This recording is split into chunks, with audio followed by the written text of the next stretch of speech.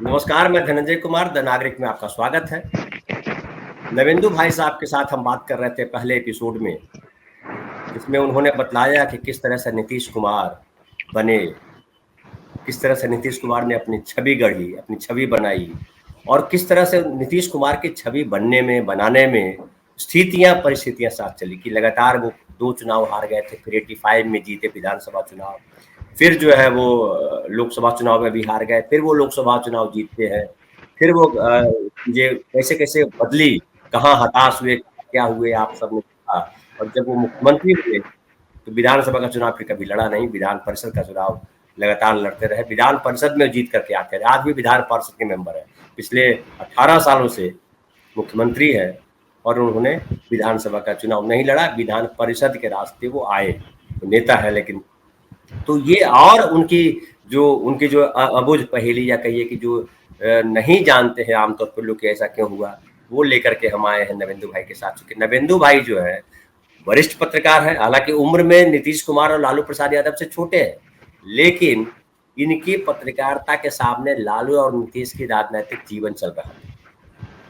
JP आंदोलन हो या जेपी आंदोलन के बाद का समय हो, जब नीतीश कुमार एमएलए बने, लालू प्रसाद यादव जी मुख्यमंत्री बने, सब नवेंदु भाई के सामने की घटना है। तो पूरी घटनाओं को देख रहे हैं, इसलिए हमने कहा कि ये नवेंदु भाई हमारे वरिष्ठ पत्रकार है और ये सारी चीजों के गवाह हैं, इसलिए ज्यादा बेहतर बताएंगे। तो आज फिर जो है हम उससे कल से आगे बात करेंगे। आज नवेंदु भाई साहब नमस्कार, स्वागत है आपका दूसरे एपिसोड। तो हम बात कर रहे थे जी, आपने बतलाया कि किस तरह से नीतीश कुमार अपनी छवि बनाई कि सांप्रदायिकता के बीच में रह के भी, सांप्रदायिक शक्तियों के बीच में रह करके भी धर्मनिरपेक्षता वाली छवि बनाई। और चूंकि उनके पास कास्ट का उस तरह का वोट बैंक नहीं था, लगातार वो हारे थे। लालू प्रसाद यादव उनके सामने थे, जिनके पास MY समीकरण था और बहुत ताकतवर समीकरण था, उसको हराना आसान काम नहीं था। तो नीतीश कुमार ने अपनी जो एक आपने बताया भद्र लोग की जो उनकी छवि थी वो, और जो सुचिता वाली बात थी कि सुचिता की राजनीति में गलत जो होता है बुथ कैप्चर करने का या और दूसरे तरीके हम नहीं अपनाएंगे। और आज भी नीतीश कुमार को जो छवि है वो इसमें है कि भ्रष्टाचार के दाग उनपे नहीं है, उनपे जो परिवारवाद का दाग उनपे नहीं है, और ये भी नहीं कोई कह सकता कि आपने जो है सांप्रदायिकता को बढ़ावा दिया। फिर लेकिन एक नीतीश कुमार के साथ भाई साहब ये और जुड़ता है कि नीतीश कुमार ने पहले कार्यकाल में 2005 में जब मुख्यमंत्री बने तो बिहार को बहुत बढ़िया तरीके से उन्होंने चलाया और सब लोग प्रसन्न हुए। 2010 में भी बड़ा अच्छा रहा। 2010 में तो ये हालत हो गई कि लालू प्रसाद यादव जी की पार्टी RJD 22 सीट पे सिमट गई, इतनी बड़ी जीत मिली नीतीश कुमार को। लेकिन उसके बाद फिर जो है जब वो 13 में नरेंद्र मोदी के उदय के बाद जब वो गड़बड़ाते हैं, जब अलग होते हैं, तो वहां से गड़बड़ाहट उनकी शुरू हुई। तो ये जो है ये गड़बड़ाने वाली जो समय है, वो अकेले हालांकि चुनाव लड़े थे। मैं जिस तरह से समझ पा रहा हूँ कि उन्होंने लोकसभा का चुनाव अकेले लड़ा था 2014 में, RJD के साथ गठबंधन उनका नहीं था। और उनको लग रहा था कि उन्होंने जो काम किया है, जैसे विधानसभा में वोट मिलते रहे हैं, वैसे ही 2014 में मुस्लिम समाज वोट बैंक देगा। एक जो आपने जो कहा कि धर्मनिरपेक्षता वाला जो है इमेज जो है, धर्मनिरपेक्षता लालू प्रसाद यादव के पास थी या है, वो इमेज लेना चाह रहे थे कि वो इमेज भी हमारे पास आ जाएगा तो हम कंप्लीट पैकेज नेता हो जाएंगे, एकदम ऐसा नेता जो आइडियल नेता होना चाहिए। उसमें नीतीश कुमार फ्लॉप हो गए, उसमें फिर उनका ठगे गए वो कि उनको वोट मिला नहीं, मुसलमानों का भी वोट नहीं मिला उस तरीके से जिस तरह से लालू प्रसाद यादव की पार्टी फिर भी 4 सीट जीत करके आई थी, इनकी पार्टी तो 2 ही सीट जीती। नालंदा वो भी बहुत मुश्किल से, नालंदा इनकी सीट बड़ी मुश्किल से आई थी, 2 या 2,500 हजार से जीते थे, जिससे नीतीश कुमार उस समय जीते थे अडवाणी जी वाले काल में। वैसे ही कौशलेंद्र कुमार 2 या 2,500 हजार से जीते थे, और हमारे इलाके के लोगों ने फिर साथ दिया लास्ट आवर में, तब जीते थे वो। तो ये जो उनके साथ रहा कि ये जो फिर जो है 2014 का चुनाव के बाद 2015 का जो चुनाव होता है विधानसभा का, वो लालू प्रसाद यादव जी के साथ आ गए। तो लालू प्रसाद जी के साथ आ गए और फिर चुनाव लड़ा और दोनों जो है अच्छे नंबर से जीत करके आए। फिर क्या गड़बड़ी हुई, ये चले गए फिर वापस बीजेपी के पास, यहाँ क्या गड़बड़ी हुई? देखिए, नीतीश कुमार जिस क्षेत्र से आते हैं नालंदा, तो एक है कि नालंदा में जो सामाजिक जनाधार जो उनका था, जो हम लोग पहले चर्चा कर रहे थे उनके सामाजिक जनाधार की, और बिहार में जो वोटों का गणित है, तो नीतीश कुमार को देखिए मुश्किल इसलिए भी उठानी पड़ी, और लालू पैरेलल में खड़े थे, और लालू उनके जिगरी दोस्त थे, बड़े भाई थे, उम्र में लालू प्रसाद बड़े हैं नीतीश कुमार से, तो वो उस तौर पर भी बड़े भाई हैं। लेकिन जो उनके साथ ही मुकाबिल जो होते गए ना, तो उस मुकाबिल होने में दिक्कतें भी थी। दिक्कतें क्या थी कि देखिए नीतीश कुमार का जो इलाका था और जिस जाति वर्ग से वो आते हैं, तो उस जाति वर्ग का बिहार में उस समय लठैती जो है, तो लठैती में जरूर एक वो बार बार था जो यादव जमात है, तो यादव जमात की क्या शिकायत थी या यादव जमात की क्या परेशानी थी कि जो बिहार का जो पूरा एक सामंती जो मिजाज था और सामाजिक संरचना जो थी, उस सामंती सामाजिक संरचना में यादव जो कि इतने संख्या में ज्यादा थे, वो ताकत में भी हैं, शारीरिक तौर पर भी मजबूत लोग हैं, लेकिन उनका इस्तेमाल सामंतों के द्वारा किया जाता था अपने उस तौर पर लठैती के तौर पे। लेकिन वहीं पर जो नीतीश कुमार की जाति है, उस जाति में उसकी क्या एक इमेज थी तब बिहारी समाज में, वो इमेज ये थी कि कुर्मी जाति जो है वो एक सामंती तौर पर माने पिछड़ी जाति होते हुए भी वो एक सामंती कहिए दबदबे वाली भी जाति भी कई इलाकों में बिहार के मानी जाती रही है। जो नालंदा का इलाका है, उस नालंदा के इलाका में याद कीजिएगा, आपको याद होगा धनंजय कि जब बिहार में नरसंहारों की श्रृंखला शुरू हुई, तो पहला नरसंहार रूपसपुर चंदवा का हुआ, चंपारण का, लेकिन वो थारुओं का एक संहार था। लेकिन जो मध्य बिहार है, उस समय मध्य बिहार, क्योंकि बिहार झारखंड एक ही था, तो मध्य बिहार में यानी कि समतल की जो लड़ाई है, समतल के जो खेत खलिहान है, उस समतल के खेत खलिहानों में बेलछी पहला नरसंहार था। और वो नरसंहार जो हुआ, वो पूरा इलाका नीतीश कुमार का इलाका है, और उसके सारे किरदार जो हैं वो उसमें कहीं ना कहीं जो सोशलिस्ट जमात से भी आते थे, कांग्रेस की जमात से भी आते थे, और बीजेपी हमारे गांव से भाई साहब 12 किलोमीटर की दूरी पे हमारे गांव, बिल्कुल बिल्कुल बहुत नजदीक है। तो इंद्रदेव चौधरी थे वहां, जो है भोला जी थे, हाँ भोला प्रसाद लोहा सिंह, और भोला प्रसाद जो है वो माने आप कहिए कि एक तरह से नीतीश कुमार के वो राजनीतिक गुरु हैं, माने अक्षत चंदन करके उनको गुरुमुख करने वाले। चूंकि नीतीश जब युवा नेता थे, उस समय की मैं बात बता रहा हूं, तो उस इलाके के चूंकि बड़े नेता थे भोला प्रसाद, तो ये, और उस बेलछी जो नरसंहार हुआ, उस बेलछी नरसंहार में आप ये जान लीजिए कि इंद्रदेव चौधरी, और फिर जो नरसंहार में इंद्रदेव चौधरी उस समय निर्दलीय विधायक थे अस्थामा से, जी विधायक थे, निर्दलीय विधायक थे, निर्दलीय विधायक थे।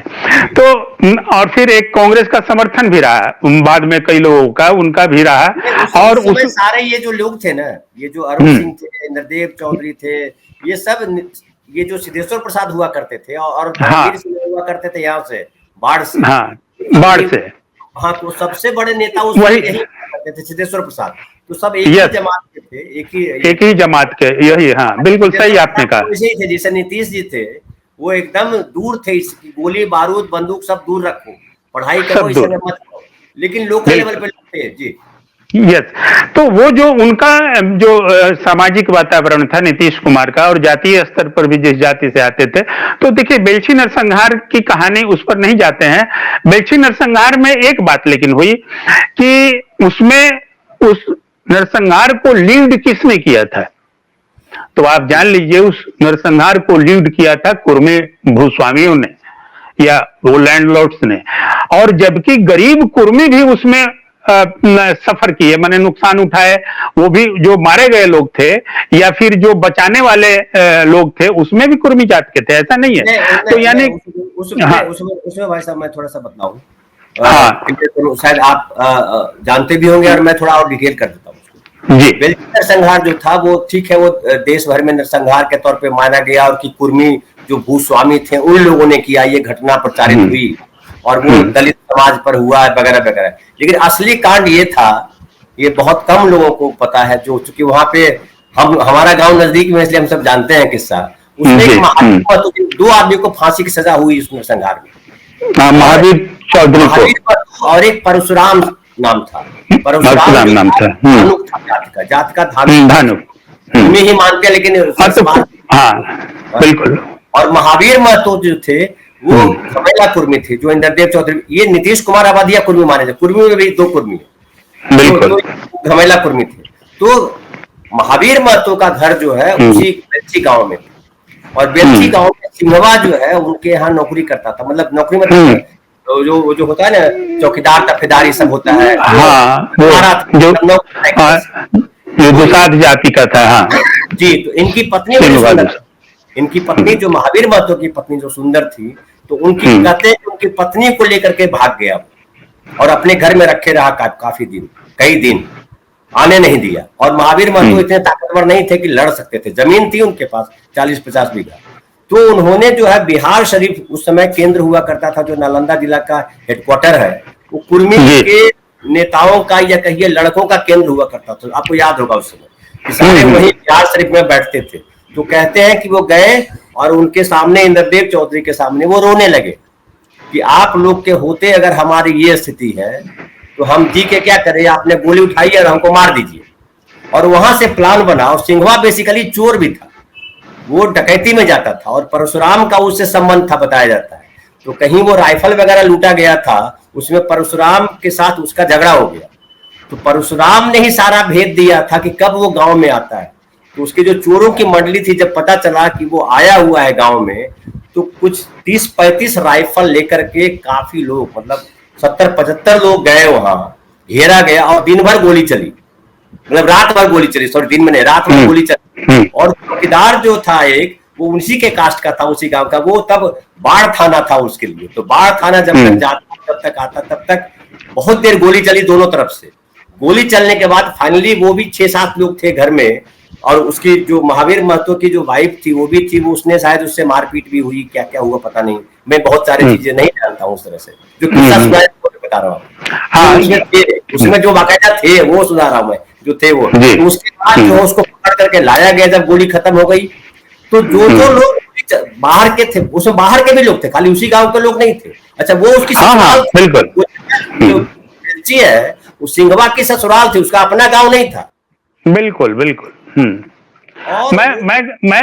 मैं गया हूँ वहाँ धनंजय जी, और मैं रहा भी हूँ। और बेलछी पर दरअसल ये जो आपने बताई बातें, और जो वहाँ लोग बता रहे थे सुन के या समझ के, और जो हमने बजाबते उस पर इन्वेस्टिगेशन मैंने एक तरह से किया हमने। बेलछी के 20 साल बाद, 20 साल जब बेलछी के हुए, तो बेलछी कांड के 20 साल के बाद मेरे मन में एक ख्याल आया कि इतना बड़ा नरसंहार बिहार का, वो उस तौर पर पहला नरसंहार मध्य बिहार का, तो बेलछी में वो इतने राजनीतिक घटनाक्रम हुए, इंदिरा गांधी का हाथी पर चढ़ कर आना हुआ, राष्ट्रीय एजेंडा बन गया।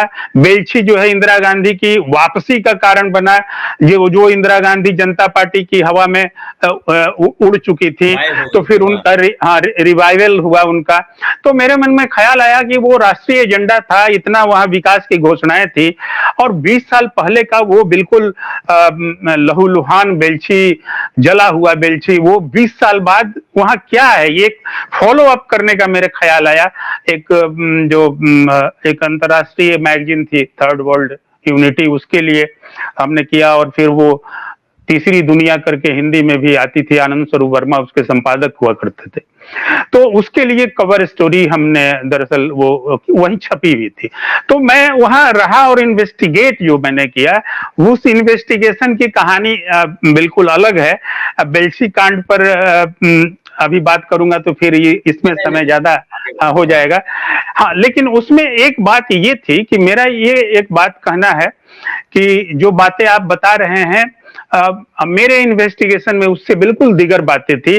वो सारे किरदार, सिंघवा दुसाद, महावीर चौधरी, और भी परशुराम धानुक, और ये और उसमें फिर पहले तो उसको इस तौर पर भी कहा गया कि हरिजन दहन, बाबा ने कविता भी लिख दी नागार्जुन ने, तो हरिजन दहन, दलित दमन, इस तरीके से उसको प्रचारित किया गया। लेकिन जो पूरी इन्वेस्टिगेशन है ना, मीडिया जब 20 सालों के बाद जब मैं गया तो मुझे वो उस तौर पर दिखाई दिया कि वो कहीं से उस तरीके से दलित दमन, हरिजन दमन जैसी स्थिति नहीं थी। वो समझ लीजिए कि एक बिल्कुल कास्ट से अलग हटके वो क्लास क्लैश था, और उसमें जो जो मारने वाले, जलाने वाले लोग थे वो उस दबंग जाति के थे जो मैंने कहा, और लेकिन उनको सपोर्ट देने वाले भी कुछ उस जाति के लोग भी थे। मरने वाले लोगों में जिनको जलाया गया उसमें समझ लीजिए वैश्य समाज के भी लोग थे, उसमें सोनार जाति के लोग थे, उसमें समझ लीजिए कि हरिजन भी थे, दलित भी थे। लेकिन वो दलित पूरा नरसंहार की, यानी जितने लोग मारे गए 16 लोग, वो सारे के सारे दलित थे, ऐसी बात नहीं थी। और कहानी भी जो निकल कर आई ये सिंघवा दुसाद की, और वो बाहर का था, वहां के बैठा, कैसे आया, वो बिल्कुल दिगर कहानी है। और वो निश्चित रूप से एक सामंती जुल्म की कहानी है, दमन की कहानी है।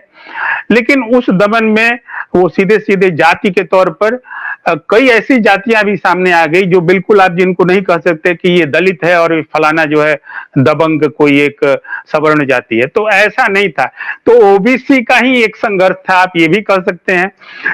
तो खैर, तो मेरा ये कहना है कि ये जो वो जाति की एक जो छवि बिहार में है ना, तो इस छवि के कारण भी है क्या कि नीतीश जो उस इलाके से आने वाले नेता रहे, तो इनको एक उस तरीके से सारे समाज में, जो बिहारी समाज है, जाति समाज, तो उस जाति समाज में चूंकि वो बैकग्राउंड इनका जो जिस जाति से है, उस जाति वो एक दबंग जाति के रूप में, ओबीसी होते हुए भी वो दबंग के रूप में जानी जाती रही है। बेल्छी जैसा नरसंहार के बाद वो जाति और ज्यादा इस तौर पर देखी जाने लगी। उसमें जो नेता इन्वॉल्व थे, उन नेताओं से कहीं न कहीं जुड़े हुए तार थे कई जगह। तो इस कारण से भी एक इमेज के स्तर पर ये दिक्कत एक नीतीश को यह भी उठानी पड़ी।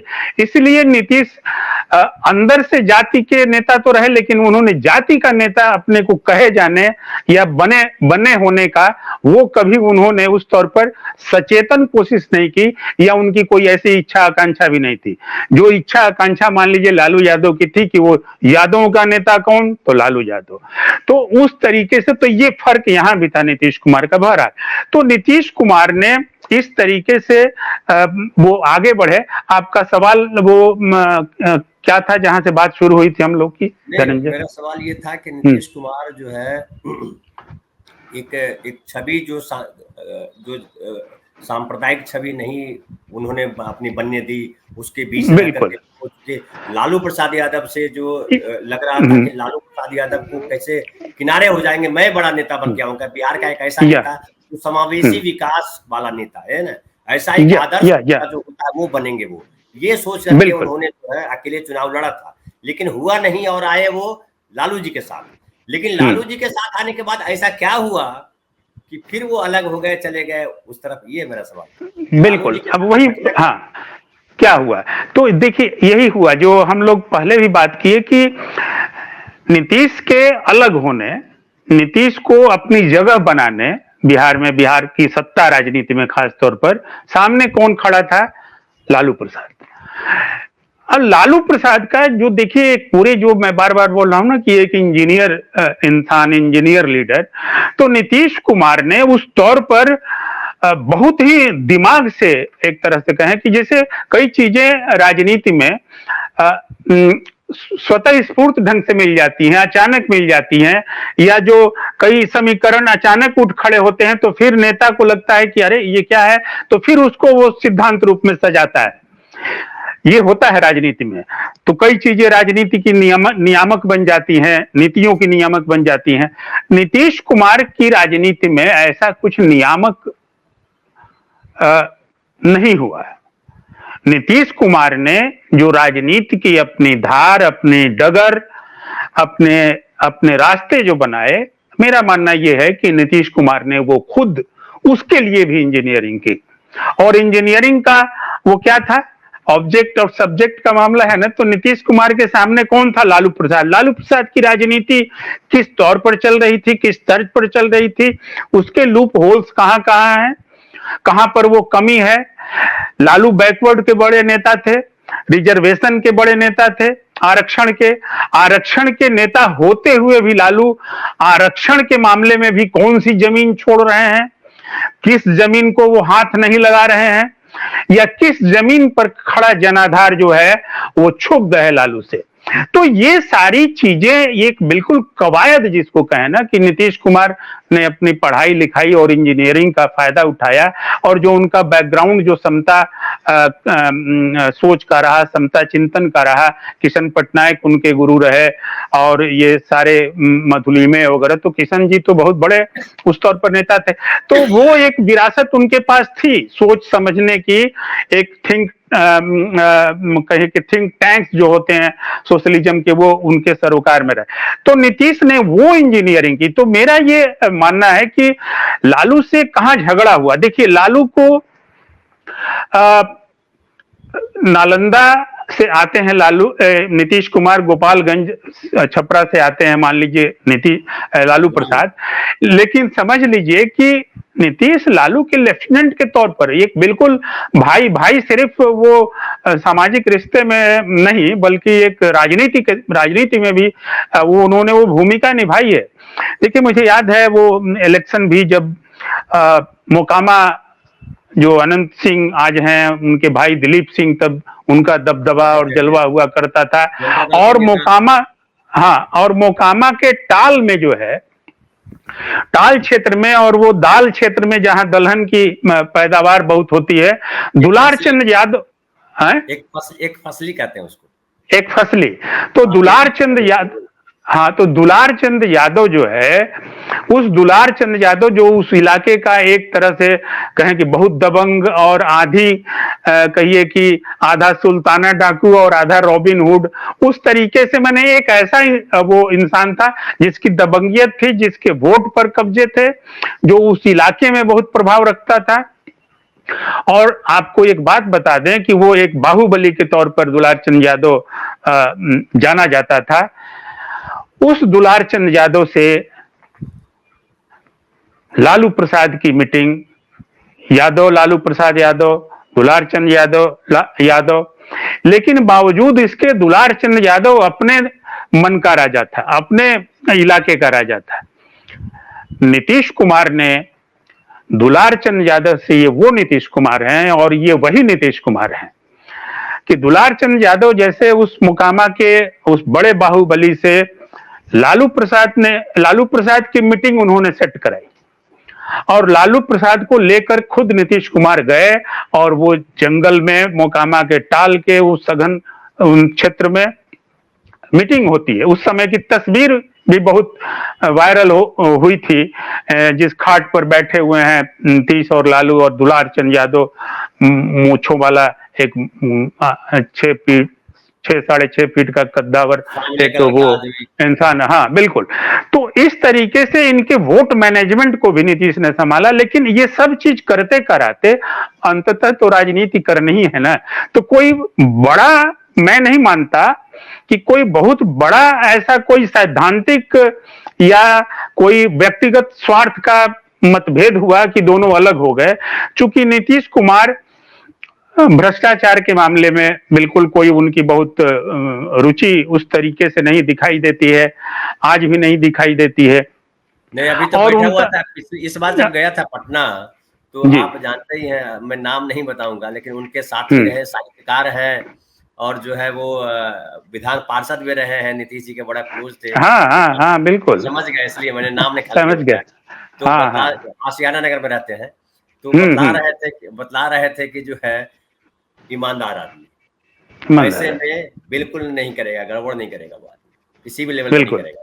जी बिल्कुल सही कहा। हाँ, तो ये है, तो ऐसा कुछ मतभेद का कोई निज स्वार्थ नहीं था।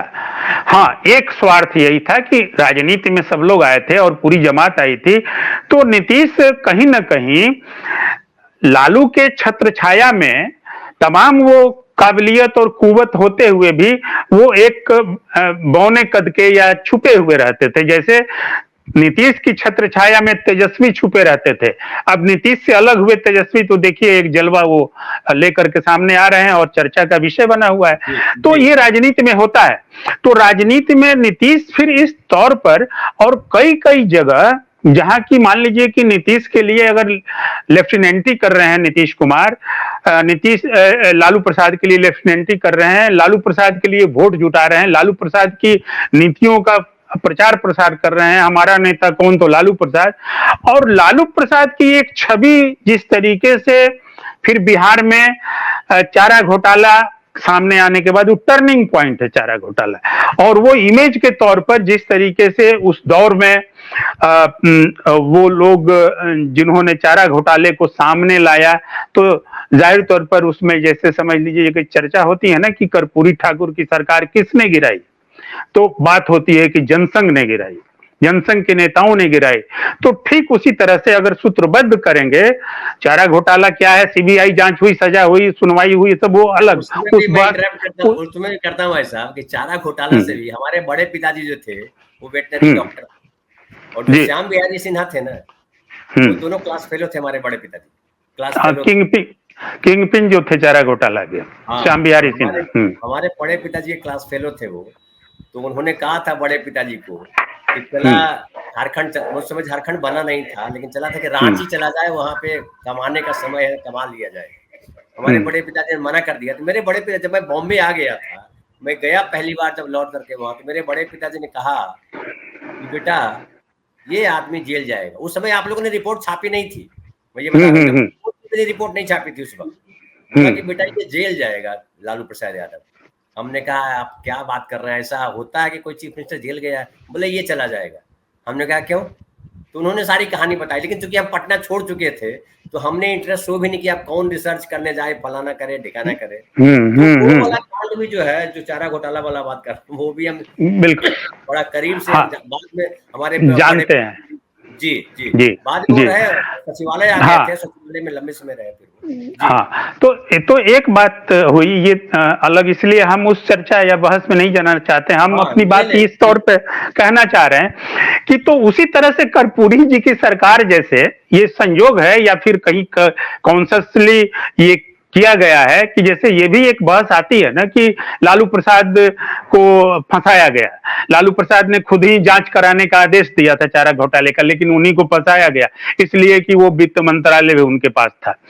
तो ये सब बातें होती है, लेकिन अगर वो राजनीतिक तौर पर जब ये बात आती है कि पिछड़ों के मुख्यमंत्री कौन, तो कर्पूरी ठाकुर कौन, आरक्षण का मुख्यमंत्री जिन्होंने आरक्षण सबसे पहले लागू किया, और इस कारण से एक सोशल कॉन्फ्लिक्ट पैदा हुआ, और फिर जो है उसमें जो बड़ी जातियों के जो प्रतिनिधित्व करने वाली जो जनसंघ या कांग्रेस उसमें थी, तो जनसंघ ने खास तौर पर उनकी सरकार गिराई, ये बात तो आती है जो तेजस्वी यादव ने अपना सदन में भाषण में भी कहा।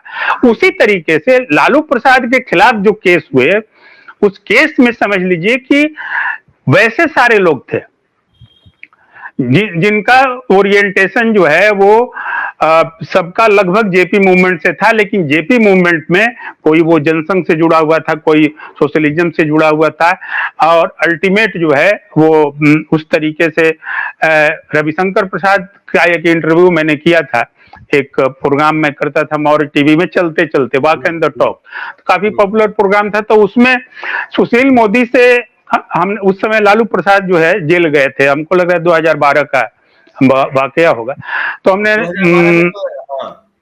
हाँ ये सजा जो हुई, हाँ बिल्कुल, तो वो जेल में थे, तो मैंने उन्होंने रविशंकर प्रसाद से कहा कि लालू को आपने जेल भेजवा दिया, तो ठठा कर हंसे रविशंकर प्रसाद, और उन्होंने जो जवाब दिया वो जवाब बड़ा महत्वपूर्ण है। तो उन्होंने बताया कि देखिए आप ठीक कह रहे हैं, उन्होंने एक्सेप्ट किया और ठीक कर रहे, उन्होंने कहा कि हम और सुशील मोदी, हम लोग लालू के जेल जाने का इंतजाम कर रहे थे, उधर जो है ललन सिंह और शिवानंद तिवारी और ये लोगों ने केस किया, और उसमें और भी जो याचिका देने वालों में ये लोग भी थे, सुशील मोदी भी, लेकिन रविशंकर प्रसाद उसके वकील थे। तो ये उन्होंने क्लियर कट कहा, और ये जो वाक्य उन्होंने कहा कि हम लोग लालू प्रसाद को जेल जाने का इंतजाम कर रहे थे, ये भाषा जो है, ये भाषा अपने आप में एक बहुत बड़ा जवाब है और इसके कई अर्थ निकलते हैं। तो ये जेल जाने का इंतजाम करने का जो मामला है, तो लालू की सत्ता का ये सवाल है। खैर, तो मैं ये कह रहा था कि लेकिन हालांकि लालू प्रसाद जेल जाने में बड़ी भूमिका रही उनके अपने जनता दल जो गुजराल साहब और फलाना साहब, देवेगौड़ा साहब थे, वो लोग रहे। बाद में गए वो कांग्रेस के टाइम पे, यूपीए के टाइम पे गए। हाँ, वो तो केंद्र में ना, लेकिन उसकी जमीन जो तैयार हुई, वो तो चारा घोटाले का जो केस हुआ पटना हाई कोर्ट में, जो याचिका दायर की गई, और उस याचिका पर ही तो बात फिर खुलनी शुरू हुई। तो फिर कानूनी चीजें आई सामने, सीबीआई जांच वगैरह का पटना हाई कोर्ट ने फिर वो उसमें अपील की गई सीबीआई जांच के लिए भी। तो वो केस जो किया गया था ना, वो केस की बात मैं कर रहा हूं, और वही मूल था। तो इस केस के बाद अब तो लालू प्रसाद की एक तरह से जो छवि थी वो वहां से दरकनी शुरू हुई। तो वो जो छवि दरकनी शुरू हुई, और लल्लन सिंह और नीतीश कुमार तो दोनों दोस्त थे ही, आज भी हैं, वो भाई हैं, आप समझ लेते एक तरह से, वो अपने उस तरीके से रिश्ता है उनका दोनों परिवारों का। तो उस आधार पर आप कोई ये भी कह सकता है कि तो नीतीश उनके ही तो दोस्त थे ललन सिंह भी याचिकाकर्ताओं में एक थे। तो ये सब राजनीतिक गलियारे में ये कहानी चलती रही। तो लेकिन मैं ये कह रहा हूं कि जब यहां से लालू प्रसाद दरकने या दरकाने की उनकी कोशिशें जो हुई बिहारी राजनीति में, वो खुद अपने तौर तरीकों से दरकने लगे, और फिर उनका जो अपोजिशन था, जो लालू को बर्दाश्त नहीं करने वाला था, उस अपोजिशन में जिसमें कि आप कहें कि सवर्ण जमात और सवर्ण राजनीतिक सोच के लोग भी थे, वो भी उनको बर्दाश्त करने की स्थिति में नहीं थे। तो धीरे धीरे ये एक जो है, जो कन्फ्लिक्ट, जो सोशल कन्फ्लिक्ट चलता रहता है समाज में, लोकतांत्रिक समाज में भी वोटर्स के बीच, तो वो जाकर के और ज्यादा तीखा हुआ। तो उस तीखेपन में वो जब शार्प हुआ, तो उस शार्प में फिर एक गुंजाइश बची कि एक भ्रष्टाचारी, कथित तौर पर भ्रष्टाचारी नेता से एक अलग छवि एक नेता का खड़ा हो, तो उसको भी एक माइलेज मिलेगा, उसकी भी एक यूएसपी होगी।